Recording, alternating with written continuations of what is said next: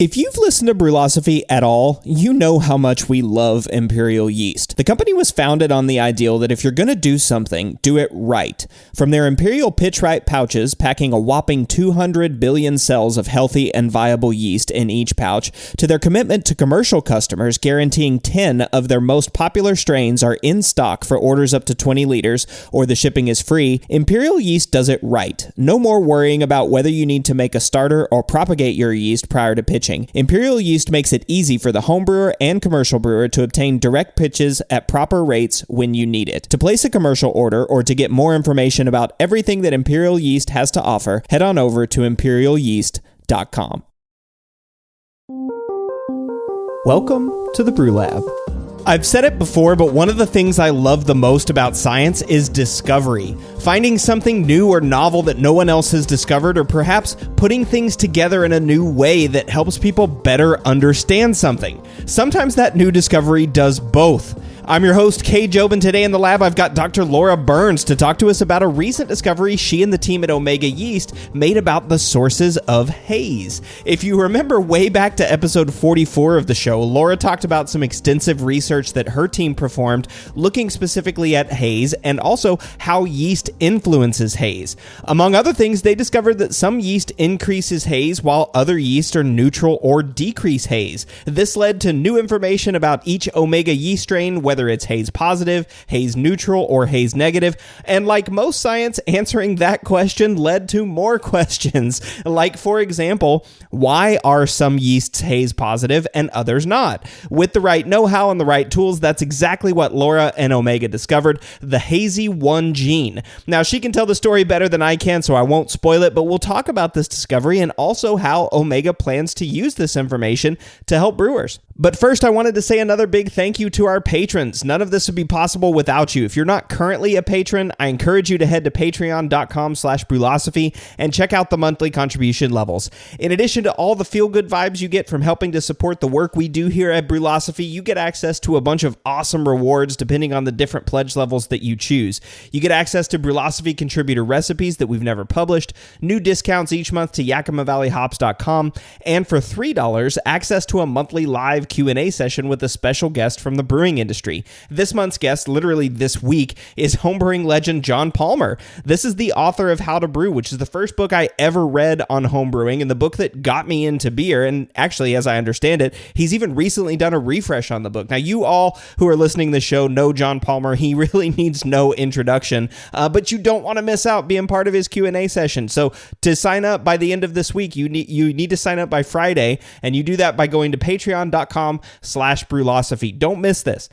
Thank you to everyone that's left a rating or review of the show. If you haven't yet rated or reviewed the show, I'd love for you to do so. And if your podcast service allows you to provide rating or reviews, that means other people can read them and find the show. And a lot of people stumble onto Brewlosophy shows organically, meaning not through the website content. So these reviews truly are super important to us. It helps people find the show, and we thank everyone that makes a rating or review.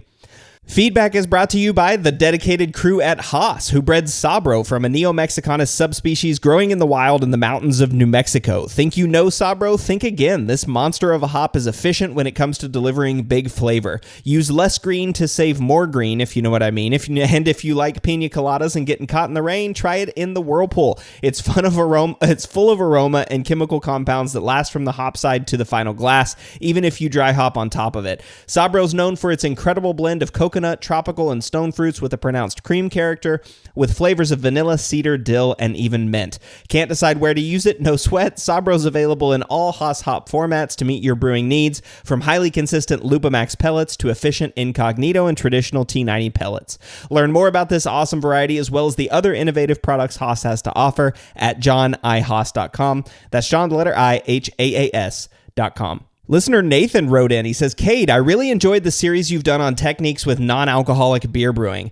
My dad loves craft beer, but it's no longer drinking alcohol due to ongoing treatment for prostate cancer, so I'm getting into trying some non-alcoholic recipes and techniques for him. I had an idea I was going to try. Since hops seem to be the difficult part of non-alcoholic beers, heating the beer to like 175 for a period of time is supposed to evaporate the alcohol. It's also a goodish temperature to do a hop stand, right? So I was thinking of leaving off the aroma hops after boiling, then doing them during the period of evaporating off the alcohol.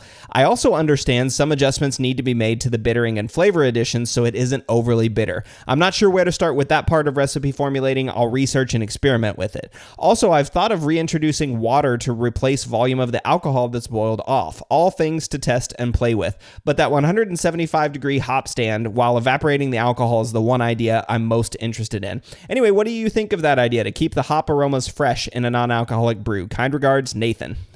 Hey, Nathan, that's actually a really interesting idea. This is one of those things, the methods for making non-alcoholic beers that I've seen going around the internet, but I've never seen a positive review of the subsequent beer. But I don't know. So like Marshall has said on other episodes, the increased temperature and exposure to oxygen's likely going to increase staling reactions. Because you've already fermented that beer and then you're exposing it to oxygen and lightly, boiling off the alcohol, not actually reaching a boiling point for water, but for the alcohol.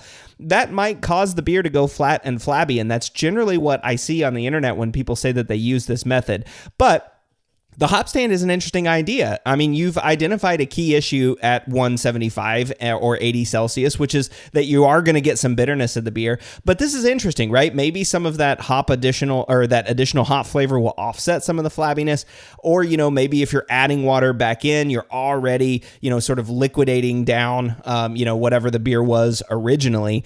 So yeah, maybe this is a way to get some additional hop character into it. Another thing you might think about too is like making some hop water if you're going to add hops back into it that way. Just be careful about, raising it up to 175 is definitely going to pasteurize the beer, which is great, but raising it up too high will cause off flavors. And then, also you don't want to pull out excess bitterness, but it sounds like you know that. And so what I'd like for you to do is try it out. Try it out. Let me know what you find. If it sucks, it sucks. But if it works, then hey, you're onto something. And right back, let me know. I'll be interested to hear your results. So I'll be back in a few minutes with Dr. Laura Burns to talk about the discovery of the HZY-1 gene in yeast.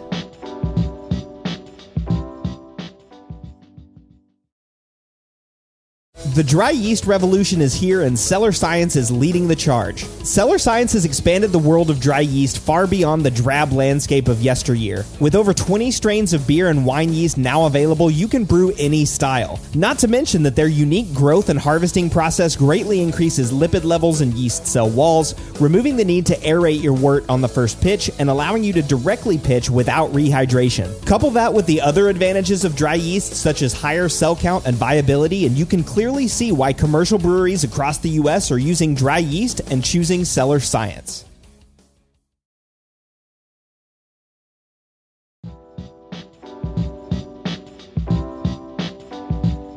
For the majority of the time I've been brewing, haze in beer was something meant to be avoided. It was something that brewers didn't want in beer, and for some it was a marker of quality. When the hazy IPA broke onto the scene, it upended a lot of that rhetoric, and it spawned research into how to keep haze in beer, and a better understanding of the factors that impact haze in beer.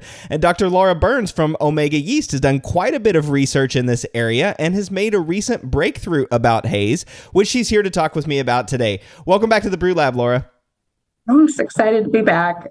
Yeah, I'm excited too. And so you guys discovered a gene in yeast that impacts haze in beer. That's amazing. It's obviously interesting and relevant. And I mean, pretty cool that like yeast is probably one of the most studied microbes in human history. And yet we're still learning new things about it. That's really cool. Yeah, it is pretty wild. I mean, Brewing strains just have a lot of tricks up their sleeves for sure. They definitely do. Yeah. And I mean, it's really cool. Like we think about like the mapping the yeast genome. I think, Saccharomyces cerevisiae, I think that was one of the organisms that first had its genome mapped, right? Yes. First eukaryote sequenced. So. Yeah. And then here we are. We discover this gene that has this function directly related to brewing.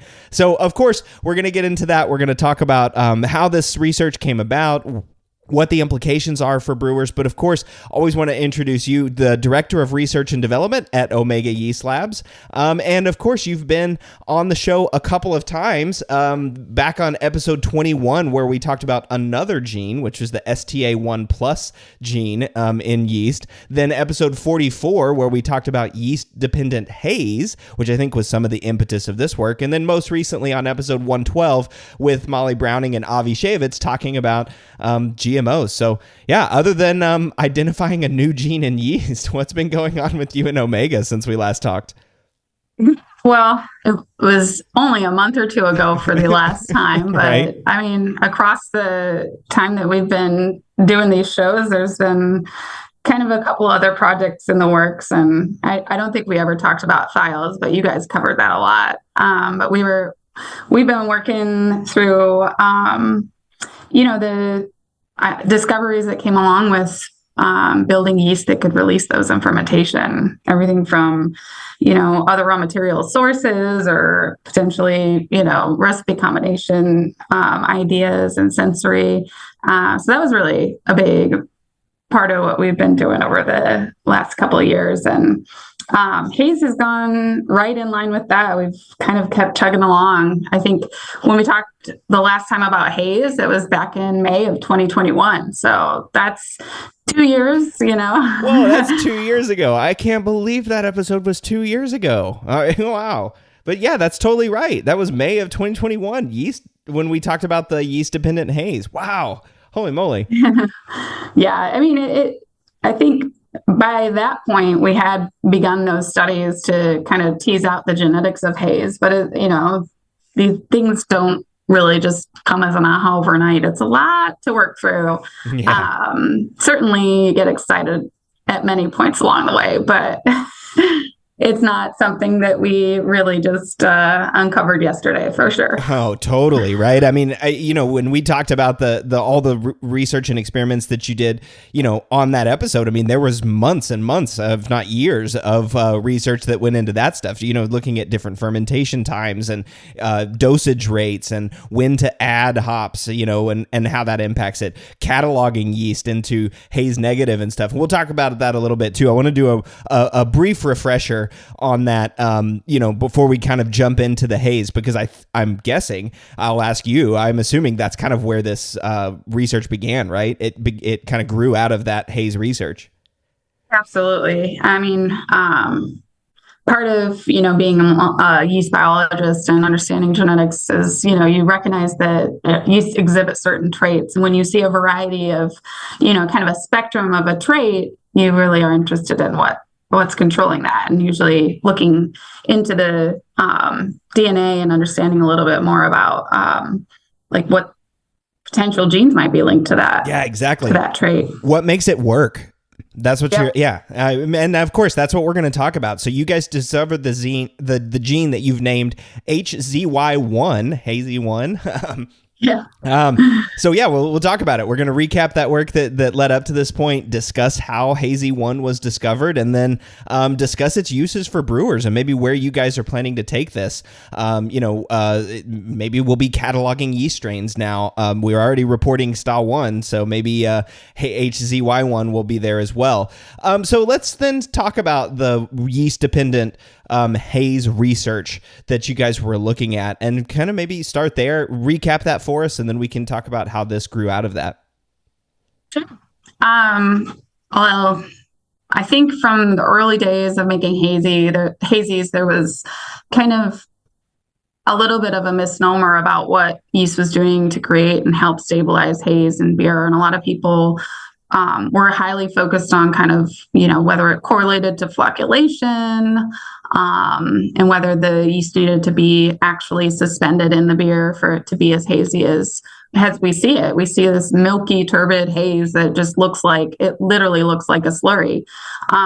So it made a lot of sense, and people kind of chased that for a little while, but it kind of fell off as far as people realized that's not the way to do it. They didn't like having yeast sedimenting in kegs and all sorts of issues that come from that. So not only, when we started, as a company, a lot of our strains were kind of coming in and out of favor, but one strain in particular, our version of like the London Ale 3, which we call British 5, just dominated for these styles. And we knew it was a great complement to the hop profile because it has a really nice ester profile.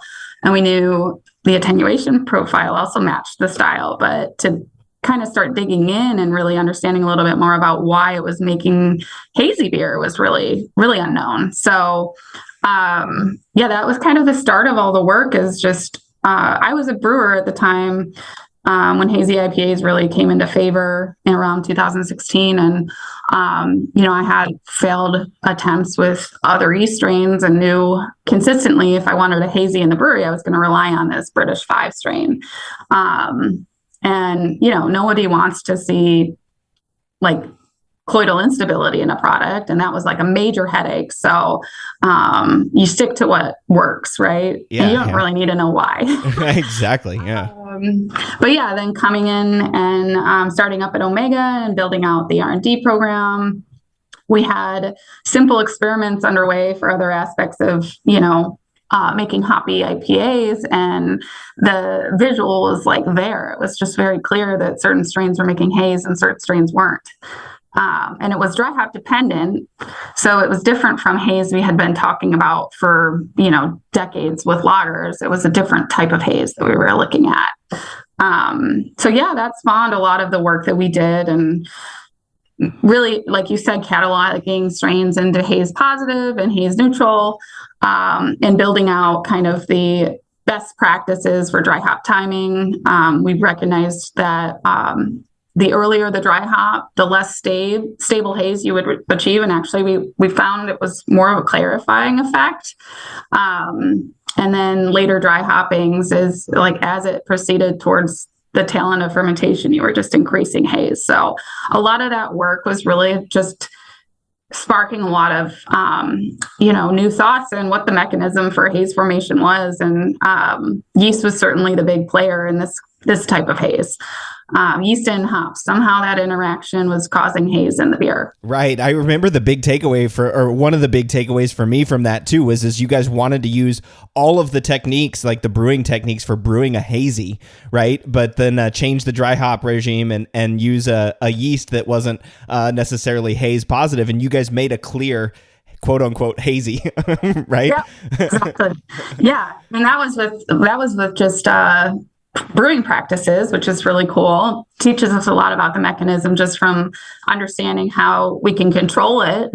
And then the other, I'm not going to spoil everything for the show, but, now that we have the genetic underlying gene that's responsible for haze, we've got more control. Yeah, absolutely more control, right? And that's kind of where this whole thing paints this awesome picture now. In the I think in the press release that you guys released on this, it made this mention. It's another tool now that the brewers have in their toolkit, right? Or so you've already started cataloging your yeast into like haze positive, haze neutral, all that stuff. And now now you've discovered a gene that can help do that, and that's cool too to think about all the different research that you've done looking at haze. And so to me, it seems like this is a very logical extension, right? You're visually seeing that some yeasts are impacting haze. And then, like you said at the beginning of the show, it's like, let's figure out how this happened. So how did you discover are we going to call it HZY-1 or is it HZY-1 or HZY-1? All right. HZY-1. All right. So the nomenclature for yeast strains is always 3 letters and a number. Yeah. And it can be, a number that you might have like 30 versions of or 30 different genes that control one trait. So they're numbered like 1 through 30 or what have you. So being that this is the first gene we linked to haze, we named it HZY-1. Awesome. All right. So how did you discover HZY-1? Well, this is just coming down to the type of work you do in academic science and exploring kind of the link between what strains kind of their traits and how they link back to genetics. So we just took advantage of yeast crosses and did this experiment, which we call back crossing. But it would be like, for, I guess, another example of this, like, say you really loved certain aspects of a domestic breed of dog that was just like eye-catching, and you wanted to, or maybe it was just this dog is sporty and loves to go fishing with me. So you're taking the trait that you recognize and you're breeding it back to another dog that doesn't have the trait. But every time you do that, you select for the pups that have the trait again. And that's called back crossing. And that's what we did in this experiment. We just took our hazy strain and we back crossed it to a non-hazy strain.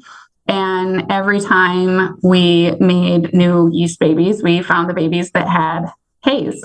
And we did that 7 times to get to a point where everything looked like the non-hazy strain.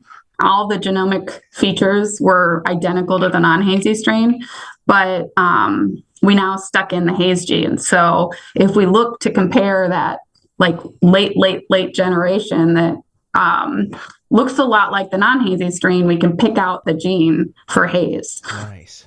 Interesting. Yeah. That's cool. So this whole back crossing thing, that's really fascinating. I love learning new things on this show, and that's just one of those things that I didn't realize this is how you isolate genes, is through this back crossing experiment. So I do want to jump into the weeds here a little bit and kind of like talk in this a little bit more detail, because I find it fascinating. So you guys started with, well, I guess, what strain did you start with? You started with the British 5 then?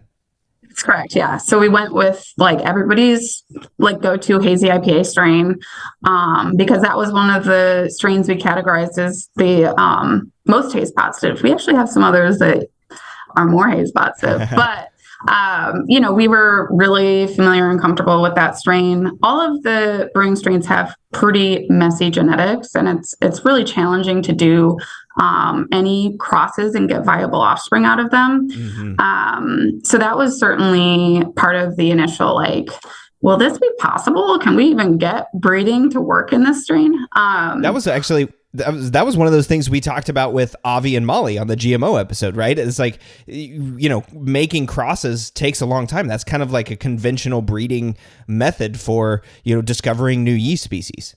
Yeah. And depending on how many times you did that in grad school, like, I don't know, we used to have a competition on who could do our dissecting and all of the steps to crossing the fastest. And if you're pulling tetrads, you would say like, oh, I could get a plate done in 11 minutes. But like, you get so practiced in grad school, this stuff becomes really second nature. So I took, a lot of that from grad school, where I had so many, strains that I had cataloged and done.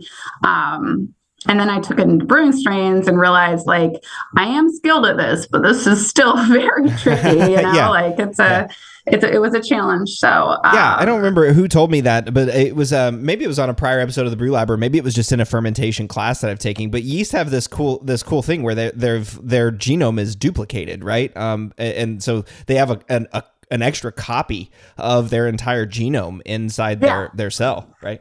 Well, it's funny because the normal, like, wild strain exists in nature with 2 copies of every gene, just like we do. We have 2 copies of every gene. We're diploid. And then the lab strains are made and forced into a haploid state, which means it only has half the genome. They're very easy to work with because of that, because you can easily cross them. But the brewing strains are often tetraploid or aneuploid or polyploid. You just have a lot of kind of mess that's occurred during domestication that makes them pretty sterile. So yeah, just thinking through the first start of genetics that we were doing, we were crossing a strain with 4 copies of all their chromosomes to one that had 2 copies of all their chromosomes. So really, like, to sort into the next progeny is like, I don't know, at that point you really don't know how many chromosomes it has anymore, Right. So that's what makes it so challenging, and why these strains are often sterile is because they don't have the ability to even start the process to make to go through sexual reproduction, and even if they do, they don't have viable offspring. Oh, that's crazy. That's really interesting. Yeah, I mean, I think of this is who I was talking with Matt Winans at Imperial. We were talking about some of his work in crossing, and he was kind of saying it's like the horse, donkey, mule, right? The mules are sterile because they generally they can't really procreate, so they're just but these, because you've got these different species, but and some of the challenges with crossing, strains. So you guys took then a British 5, one of your most haze positive strains, and what did you cross it with? We took we just took a wine strain, which we knew from previous literature and work that it was a homozygous diploid.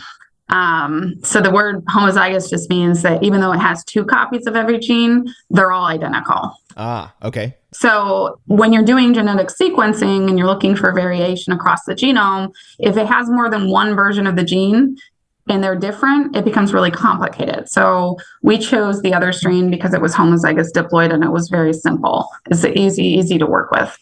And it was really, honestly, every, spore that it made during its sexual reproduction was viable, and it was really easy to mate with. So just making the process go along a little bit more smoothly. And it wasn't hazy. So that's the big thing. We just wanted something that wasn't hazy, and we knew that wasn't a hazy strain. Of course, right? If you're trying to isolate the hazy gene and you're using both parents are hazy, you can't figure out, you can't separate it out. But okay, so this is one of the things that I again found fascinating about this whole back crossing is separating it out, right? Because you've got this gene somewhere, right? And you don't know where it is. It's somewhere in the genome of British 5, and you don't know where it is. So that's the whole point of back crossing, is to make make some progeny and find the ones that are haze positive. So they'll be like, maybe half and half, just for like simple sake. Let's say that like half are haze positive because they got that gene from British 5, half are haze negative because they didn't receive the gene from British 5, right? And then you're picking those and then continuing to breed those on. Is that right? Yeah. And so every time that haze positive daughter or baby came out, we just took it and mated it back to that wine strain. And by doing that, we were shuffling out all of the other genes that were not important for haze and only carrying the haze gene forward. I see. That's right. So how do you know that it's hazy or not? How do you know that the gene got carried forward into these yeast? Yeah, we had to do our phenotyping. So we just put them through brewing trials and dry hopping and measured for NTUs and determined every time that we were isolating the trait. Oh, hell, that's a lot of work. Yeah, it's a pain in the butt. Especially, it was such a pain. I mean, it was a labor of love, that's for sure. Sure. So, okay. Yeah. So you've got this yeast and you don't know if any of the progeny have like the haze or don't. And you got to essentially brew with them until you find one that shows haze, and then use that one, made it back to the wine strain and do it all again. And then made it back to the wine strain and do it all again. How many times did you have to back cross? Did you say 7 earlier? Is that right? Yeah, 7 times. So, often just the process of back crossing would be, 2 weeks to get the isolates out of that, going through sporulation, mating, selecting for diploids. And then at the point where we had the progeny, another 2 weeks to do the assay. So, and if everything went right, maybe 7 months of work, but it was, a struggle to make sure we were getting those crosses to work in the beginning and then carrying them through every time, just making the process like really, you can't mess it up. It's 7 months of work if you screwed up one part of it. So, oh my gosh. Yeah. If you're just continuing, mess something up and you're continuing on with like the wrong traits or something, or who knows. Yeah. I mean, I could totally see that. That's really cool. So at the end, you've got, what does the daughter, or like the great granddaughter of British 5 look like? It's like mostly the genetics of the haze neutral wine strain, and then very little of British 5 of the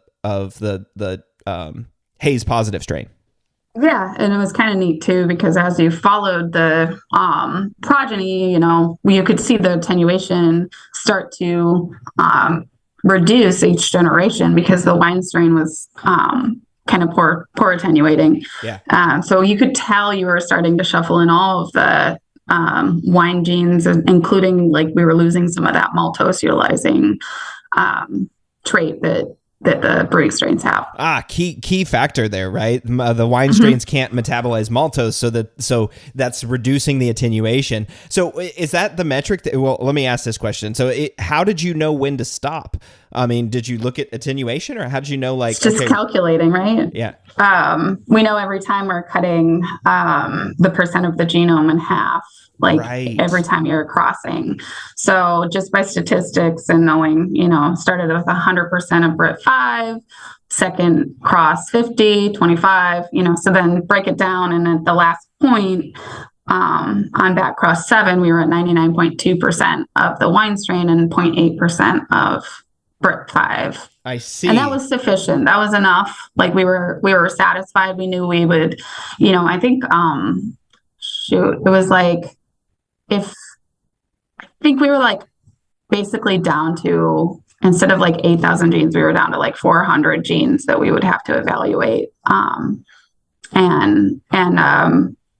It was sufficient for us to be able to look across the genome and identify that gene. Right. And the non-microbiologist here, that still sounds like a lot, 400 genes. So each time that you do this cross, how many progeny are you looking at? How many daughter cells are you like picking and then putting into the assay to see if they're haze positive or not? Oh, it was, a handful of them. I mean, your odds were 50%, but we always ran with like 8 or so just to be sure that we would get what we would need. Because you could go 8 and just by probability get all haze neutral. Yeah, get 0. Yeah. Yeah. So we went with a good number each time to go into that haze phenotyping assay. And then as you're doing this, obviously the characteristics of the yeast are changing, like you said, attenuation. The goal isn't to brew with or to use that last daughter cell. The goal is to look at the DNA of that last daughter cell and compare it to the mother wine cell that's haze neutral and figure out which genes are different. Yeah, exactly. Yeah. So I think we had a good example and analogy in for this back crossing experiment in some of the top crop article and stuff. But if you were to take 2 deck of cards and one of the decks has a lucky card in it, but you have no idea how to identify that lucky card other than playing a round of cards and knowing that it's a winning deck. So every time you're doing a shuffle between the 2 decks, you split the deck in half and you play the game. The winning deck is the one you go back to and reshuffle every time. And by the end, if the decks had, maybe one was branded as a bicycle card deck and the other was your deck from San Francisco, by the end that San Francisco deck carried the lucky card, and that last card remaining after shuffling those times and playing all those rounds of games was the lucky card because it's the only card left that's not from the unlucky deck. So it's just you're very confident in the end. The whole point was not to shuffle the deck. It was just to get to the point where you could identify that gene. Yeah. Get to the point where you can identify that gene. So it's like, or it's almost like the red and blue bicycle decks, right? Like you've got the red deck and you're just like shuffling through, and then you can take at the end and say, okay, here's my deck at the end after I've played this game 7 or 8 or 7 times statistically. I can now look at all the blue cards and see which one is the lucky one, right? And like figure it out independently. Yep. Cool. Yep. What tool do you guys use to do that? I mean, I'm sure that there's some, I'm sure it's not as easy as playing a deck of cards. You've actually got to look at some things. Like you said, there are 400 genes there. So how do you do that? Yeah. So, there's so many next gen sequencing technologies to resort to nowadays. And we just did a a full genome sequencing on the initial parent strains. Both of them, we had sequencing data from Brit5, but then we sequenced the wine strain, and then we sequenced the resulting 7th gen crossing. And from that 7th crossing, we had some strains that were haze neutral and some strains that were haze positive, because that, 50% again. And when we looked for, all we had to do was like find the genes that lined up between haze positive and the parent strain British 5 versus, everything else was haze neutral lining up to the wine strain wasn't the variant we were interested in. So it's kind of like, it's similar to that card deck analogy, but like, think of the color of the card being all the different variations across the genome. It's like a fingerprint. Everybody's genetic makeup is different.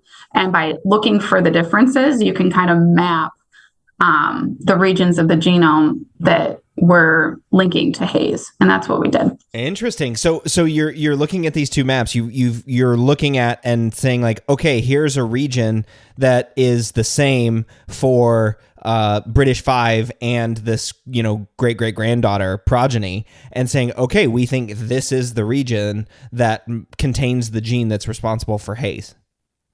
Yep. Oh. And then getting back to it's a process of elimination. You've got the potential candidate and then confirming that it doesn't exist in a haze neutral strain and it doesn't exist in the haze neutral parent. So it was just so even though we were down to maybe 400 genes at the end to compare, by looking at those last progeny, we were really able to sort out those 400 for the ones that were important. And then how do you confirm the one that you identified is the lucky card, for example? How do you confirm that is the gene that's responsible for haze?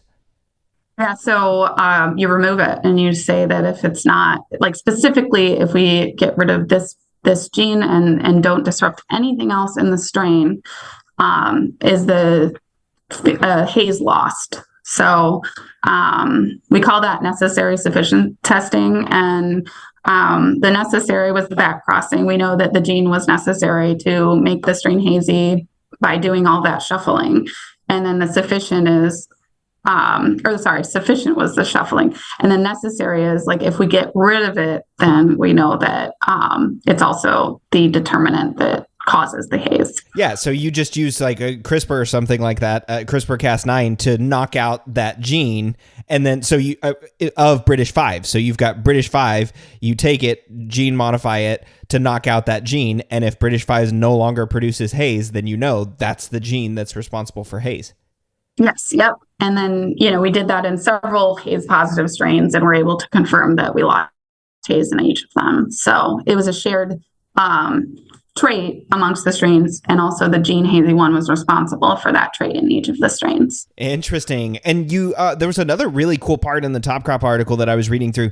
We noticed genetic variations in haze, right? Like you've noticed in your haze work that certain strains are hazier than other. Even if they're haze positive, it's not like all haze positive strains create the same amount of haze, right? They may do that differently. And you guys were actually able to come up with an explanation for that as well, looking at this hazy gene, right?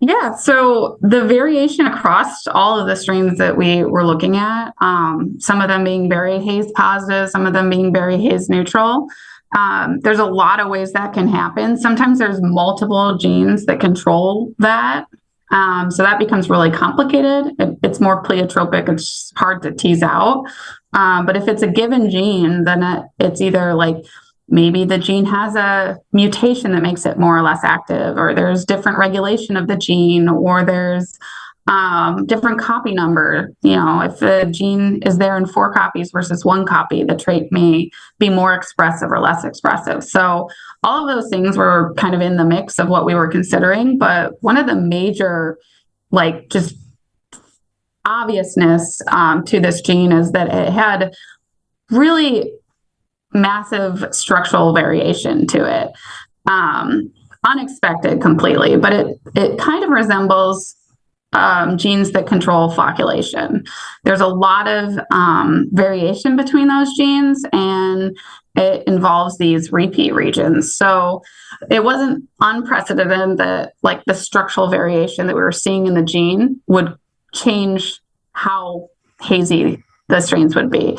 So we dug into that, and it was definitely that was another very, very challenging part, because we started with short read sequencing, which means that you just get little basically little sequences that you can line across the genome and look for variation, but it doesn't give you insight into these big structural changes in a gene. So that was really tough, and we had to go to another technology called long read sequencing. And to date, most of the sequencing that we've used in brewing studies has been short read sequencing. So it makes sense that this stuff wasn't really looked at before. Yeah. You had to use a different tool to look at it. And so the structural changes, it's kind of like, forest trees, right? Like you're trying to find like the gene and look at the forest. That's like long read versus like short read, which is just looking at like individual trees. You need to be looking at the forest level to see how the structure of the gene changes. And that's one of the things that you identified is this gene looks different. It's structurally different in different yeasts, like flocculation. And so it causes different amounts of haze. Yep.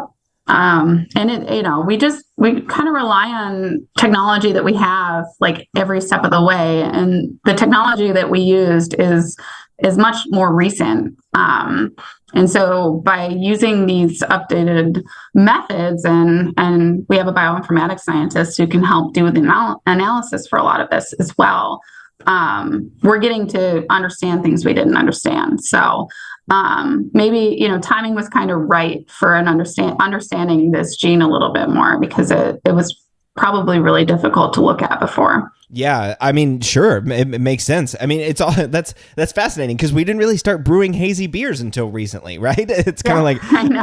It's like everything falls into place. It just fell into place, and now we've got this HZY-1 gene that we can use, that brewers might be able to use to, as like you said, as a different toolkit in their bag of tricks. So I want to talk about that aspect of it. So use of this and plans that you guys have for HZY-1 and all that. But before that, we need to take a quick break. So when we come back in a few minutes, we'll talk about what this discovery means for yeast labs and for brewers.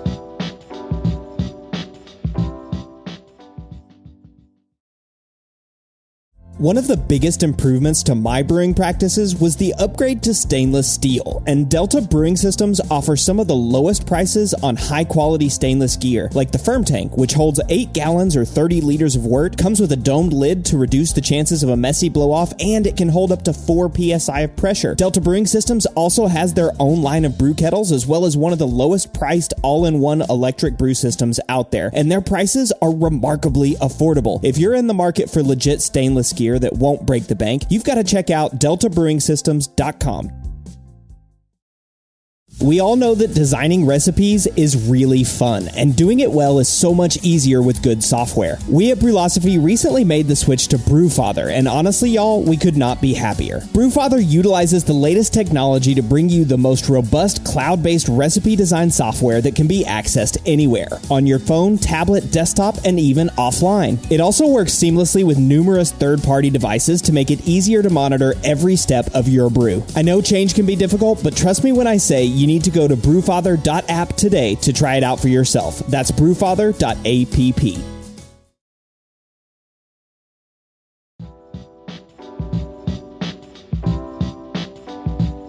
One of the benefits of discovering something new as a scientist is that you get the naming rights to name what you discovered. So Laura, when you and the team discovered this new gene, were there debates about what to call it? Was it clear what you were going to call it? Who got to name it? Yeah, so I hadn't really anticipated that it would come down to naming a gene, to be honest. It was one of those things where I was like, oh yeah, now we have to name it. But our owner, Lance, was very excited about being able to name a gene. So his idea was HZY-1 from the start, is we need to make that clear association with its brewing phenotype. And you think about it, we've got genes that we refer to as POF, right? Or well, the phenotype is POF, but they link two genes. STA, not even sure where HZY-1 came from, but flocculins, all of those genes are flow, and maltose is male. So hazy makes sense. We just wanted to be really descriptive, so it's easier than naming your beer. Right? Yeah, certainly. Right, and that makes you want to be descriptive, and it's very obvious, right? Like, yeah, sta, I don't know where that came from, but flow and mal, that makes sense. What about the number one? Just first gene that you guys considered, or just liked the number one? First hazy gene that was discovered. Exactly. Figure you leave it open for discovery of anything next. If it's hazy 2, good luck. But right. yeah, I think the nomenclature is always just, it usually comes down to, like, we discovered that all of these genes are essential for this trait. Male being, like, we had male 1, male 2, male 3. And there's multiple forms of those. So HZY-1 is just the first version of what we found, and to our knowledge, the only version. But yeah, but if somebody else finds a different version, then there you go. Exactly. Wow. Well, that's cool. Okay, so now that you've found this gene, I'm sure you guys wanted to play around with it, right? Like you got like, all right, we've discovered this. We've done the knockout on British 5. We know that this is what controls it. Now that's like the next phase, right? What can we do with it? So how did you test it out? I mean, we have a lot of experience using CRISPR and brewing strains, and we know kind of the best methods to kind of target these things. And with HZY-1, it was challenging because the degree of variation across all of these strains is so expansive. But we were able to target all of the different alleles of HZY-1 in various strains and disrupt them completely. So we basically took that chunk of the genome and deleted it in any of the haze positive strains that we were studying. Fun. So one's not just British 5. You're now looking at your other ones that you've cataloged as haze positive through the brewing trials, right? That you've brewed with these and you know that they're haze positive. You can look through the genome and knock out HZY-1 out of those strains. Yep. Yeah, and we even did it in Chico, our West Coast one. It's what we would call haze neutral, but it still has a small amount of haze that it produces with the dry hop. So we were curious just to see in that strain too, like the degree of variation in the gene doesn't really match what we see for haze positive, but if we disrupt this version, do we still see reduced haze? So we did it in a whole bunch of strains to just see the effect, and it was overall like pretty consistent that removing HZY-1 was lowering haze in all of them. Even in Chico? Yeah, even in Chico. Wow. And so how do you know that it's lowering the haze? Is that just like visually looking at it or using some other measurement? We run all of the samples. The assay we use is really straightforward. It's just, in a flask we do in a 7-day from start to finish of fermentation. We do a dry hop at the end of fermentation. The dry hop is an equivalent of 2 pounds per barrel. And then we allow it to proceed another 7 days to completion. And after that point, most of the yeast is settled out, but we do another centrifugation step to remove all of the yeast in suspension. And we use a turbidity meter. We have the Anton Par Haze QC, okay. And it just spits out, based on the angles of measurement, it calculates its haze NTU value. And that's what we report. So right. And if I remember correctly, yeah, that's what we talked about in the yeast dependent haze. It spits out an NTU measurement that tells you how hazy things are. Yep. What's a reasonable number on there for how hazy things are or aren't? Yeah, so if you're going for a Pilsner or anything in the 0 to like maybe 50 range would be appropriate, but pale ale would be 50 to 200. Hazy IPA can be, we really kind of scored our haze positive strains as anything over 200. So a hazy IPA is more in the milky turbidity, which can range from maybe slightly less hazy around 200, but going all the way up to plus I mean, our equipment maxes out at 700. We have to dilute some of our samples. Okay. But orange juice and milk is kind of in that range of 700 and kind of equivalent to what we see in a hazy IPA. Yeah, so super hazy. And so as you're running these knockout strains through there and comparing them to, strains with the HZY-1 gene included, they're all less hazy? So we were measuring in the 600 to 700 range in a lot of our haze positive strains. And when we disrupt the HZY-1 gene, we were all the way down to 100. Wow. So we would, in our metric for categorizing haze positive, we went from haze positive to haze neutral, down to the level of what we would find in Chico. Wow, that's amazing. Yeah. And even in Chico, you see this big reduction in NTU measurements. Yeah. So Chico went from like what we would consider a pale ale level of haze between 100 and 200 down to 40, which is more Pilsner level.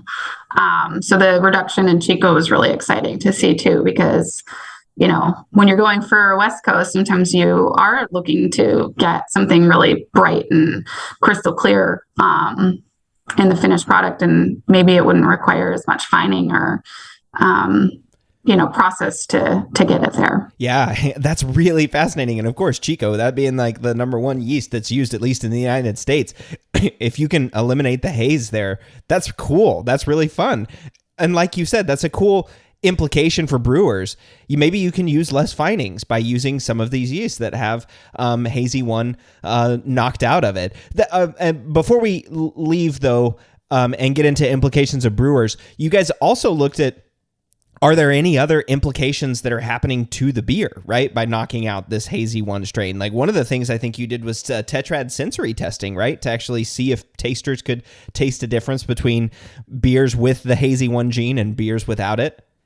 Yeah, and the visual is not here for you in a podcast, but you can go and look in the paper or on Top Crop or whatever. But what we saw was a pale ale level of turbidity, very low level of turbidity, and a very milky, hazy level. And the experiment was all barley grist on this, just to, there's other factors to haze that, there's malt and polyphenol hop interactions that people coax to accentuate haze even more. We know that's effective, so we wanted to make sure that was kind of removed from this beer. But it was dry hopped with 4 pounds per barrel, and basically resembled very much a hazy IPA in the sensory. And at the finish, the NTU differences. I mean, we were getting. Remembering back, I'm pretty sure we were 450 to 500 NTUs on the hazy and down to 40 NTUs on the non-hazy. And the differences in flavor were really confusing, like blindfolded especially. We went with opaque cups, lids. Everybody was encouraged heavily not to open their eyes as they were sipping. And it was really challenging though, like to have 4 beers in front of you and pick the 2 that were not similar. We, out of the first set that we ran, I think, forget the number, it was like 11 out of 12 were wrong. Not pick. So that ability to pick the right and the correct pair, the odds of picking it were less than that. So we didn't have a significant, like very insignificant. No one was able to pick those out. Yeah, nobody was able to tell the difference. Yeah, that's how we would describe it if it was a brewlosophy test. We would say that tasters were unable to detect a difference in the beers, right? Statistically, 1 out of 12 got it right. Yeah. I mean, that's that's nothing. Yeah. Not even close to statistical significance. Yeah. And we also sent the beers out. We were lucky enough to have Hopsteiner run HPLC just for hop acids, and some of the more the fractions that they were looking into during their studies on NEPAs of those nonpolar hop compounds that were more soluble. And just with the limited, we sent 3 different samples to them, and nothing trended consistently for us. So that was surprising too. We were expecting to see some of those beta acids, or I think it was caryophyllene or another one that was or xanthohumol that was more enriched in some of the work that they were doing. And those are probably like still important to some of the aroma and what we're getting in hazy IPAs. But when we took the yeast out, the equation of yeast haze was removed. We weren't seeing the differences there. Interesting. That's great. That's fascinating. So there are other things, of course, that impact haze, but the yeast dependent piece of it, the part that's affiliated with yeast, when you knock out HZY-1, it looks like no significant changes to the beer, at least in that way. And I mean, I guess, were there any other brewing characteristics that changed or with hazy, or was it really just limited to haze? Attenuation and everything was matched. I guess the thing that I would be interested in looking at more is like, I think, testing these beers at 2 weeks after, they were crashed and packaged.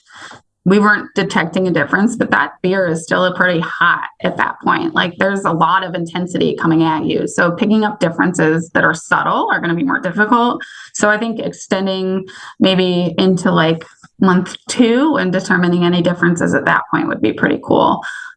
You know what I'm saying though? It's just like, the shelf life would play in as well. And we were taking a very narrow snapshot at it. Yeah, that's interesting. I wonder if there's increased shelf stability without haze, without some of these compounds that are binding, or maybe the opposite. Who knows? I don't know enough about that, those interactions that are happening for shelf stability. That'd be cool to see a shelf stability test with some of these strains. So I wanted to then talk about some of the implications that these strains are going to have on brewers. So where do you guys see this going? What implications are there out there for brewers? Well, partially, we really wanted to just get down to a better understanding of haze. And a lot of the work that we do is foundationally just uncovering new information and making it more available. So regardless of whether or not like somebody's using engineered strains to manipulate haze, I think just the understanding and the importance that yeast is a major influence on the dry hop dependent haze that we see in the category of beer that is so popular. And I think brewers look to manipulate that. They want to have variety in appearance of their beer and their product.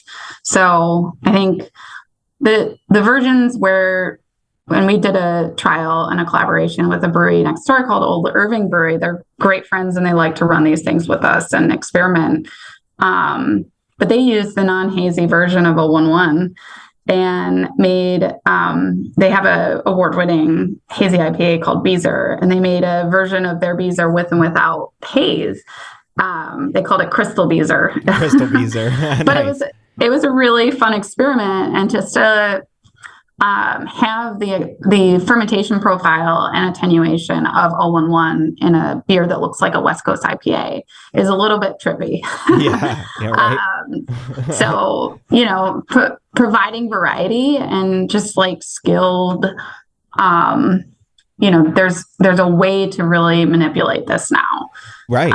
Well, and y'all had already been cataloging your available yeasts in this like haze positive, haze neutral, moniker, right? I mean, you can see that on Omega Yeast Lab's website. If you go and look up their yeast, they're already cataloging this. Are y'all going to do the same thing with HZY-1? Or is it going to say like on the website, this has got HZY-1 or this one doesn't? Like you did. I think you'll do that also with HZY-1, right? With the diastatic gene. Mm-hmm. Yeah, I think we will work on, we're going to always kind of have that nomenclature of HZY-1. And I think the haze positive and haze neutral strains will start to notate on the brochure or within, materials we have for brewers to like learn a little bit more about the strains. It's hard for categorizing right now is still based on phenotype because the variability across the gene is so different. It's not that the gene's there or not there. There's shortened forms of the gene that don't allow the stable milky haze to form. Got it. Yeah. So it's one of those like, where's the established cutoff on what we catalog right here? So I think the phenotype is probably a little easy. But phenotype being like how hazy is it?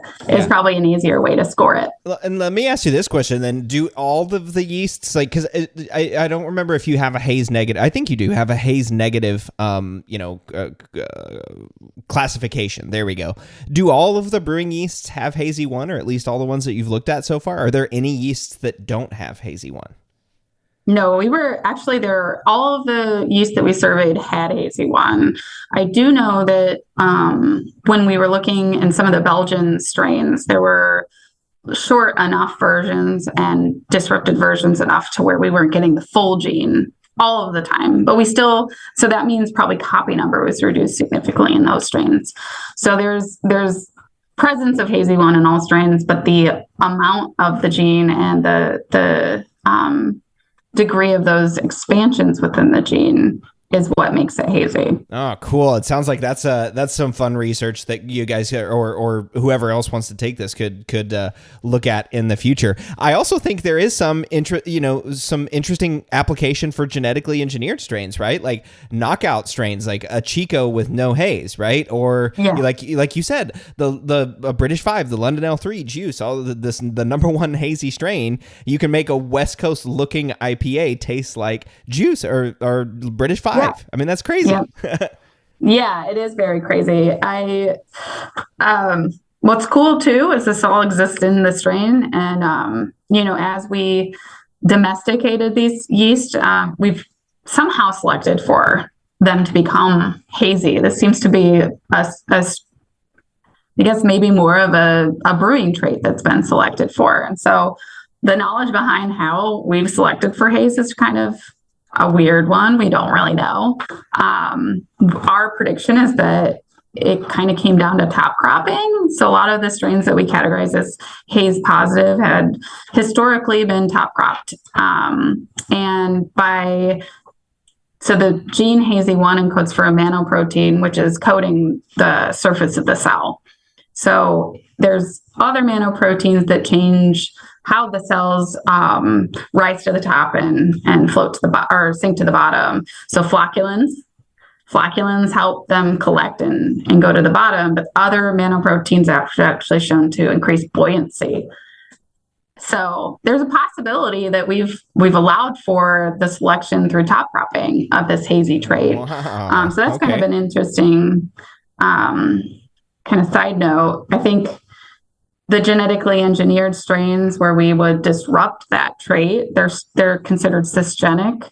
So, it's just a trait existing in yeast that we removed. So it's not bringing anything from another organism. So it's easy for us to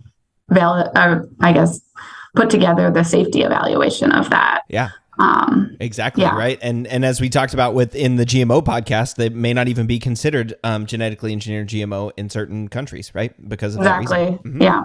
Under the definitions the FDA puts on and the USDA put on food for bioengineer, this would not be considered bioengineered. Yeah, exactly. That's cool. Yeah. And then I can't believe I'm asking this question, but this is the day and age that we live in. Do you anticipate maybe not HZY-1 knockouts, but HZY-1 added strains? Like we're going to get like a hazy Chico that makes a hazy beer. Yeah, we've played around with that as well. I think there's some cool, I'm excited to hear what people are looking for. I think diversifying hazy IPAs beyond just London L3 is pretty, that seems like a good idea. Yeah, so for sure. It'd be cool to see how these beers work in to like what people put on their tap wall as a hazy. Yeah, how cool. It's so much like you said, the really fun takeaway for this is just the fundamental understanding of how yeast impacts haze, right? Now that we've discovered HZY-1, we have so much more information than we had a month ago. Whenever I guess it was a month or so ago that you guys released this, however long ago, 6 months ago, a year ago, we now have more information as brewers and as yeast lab companies for how haze works in beer. That's just really fundamentally cool. And there's a lot of applications that we can see use of this as we go forward.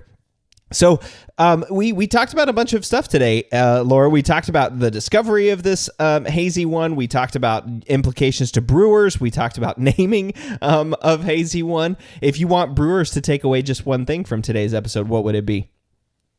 I guess I probably said it here even, but, everybody just keep curious and get excited about things that you notice. I think this came from a straight up observation in a flash trial that just seemed very important to us. And we just, we're nerds and like to dig in. So I think the big thing for me is just, find those things that really get you excited and go after them. This was one of those projects we never thought we were going to find a gene for haze, So it's cool, and science is cool, and brewing is cool. We're all in it together. Exactly. Hopefully this is useful. Right. Brewing science is totally cool. Everyone's listening to this podcast for that reason. So yeah, I mean, I think this is fascinating. I think it's really cool. It's cool to dig into the science and understand how you discovered the gene, but it's just exactly like you said. This is an observation. We see that some yeasts contribute to haze more than others, and now we know why, right? Or we know at least the gene that encodes for haze. We can start playing around with it. We can use knockout strains. We can select strains, that may or may not have this gene. We can catalog it. We can do all of this other stuff, and that's the amazing thing about this research. You really have given brewers another great tool for selecting and controlling haze in their beer. Well, is there anything else that you wanted to talk about today that we didn't get to, Laura? That's it. No, just looking forward to the next podcast. Yeah, of course. I mean, yeah, I'm always happy to have you on. We get such interesting information every time you're on, and I can't wait to have you back. So thanks again for joining me in the Brew Lab. Thank you, Cade. All right. Well, there will be a link to the press release about HZY-1, that discovery, in the show notes. And next week, Jordan and I will be back applying the science of this episode. So we'll see y'all then. The Brew Lab is a production of Brewlosophy, where they who drink beer think beer. Don't forget to visit brewlosophy.com to read about our weekly experiments and other brewing adventures, and listen to us talk about it on our other show, the Brewlosophy Podcast. Thanks to all of our sponsors and patrons that help make this show possible. If you'd like to receive a reward for helping us do what we do, visit patreon.com/brewlosophy to see how you can do just that. Thanks so much for listening. We'll be back in the Brew Lab with another guest next week. Until then, think beer.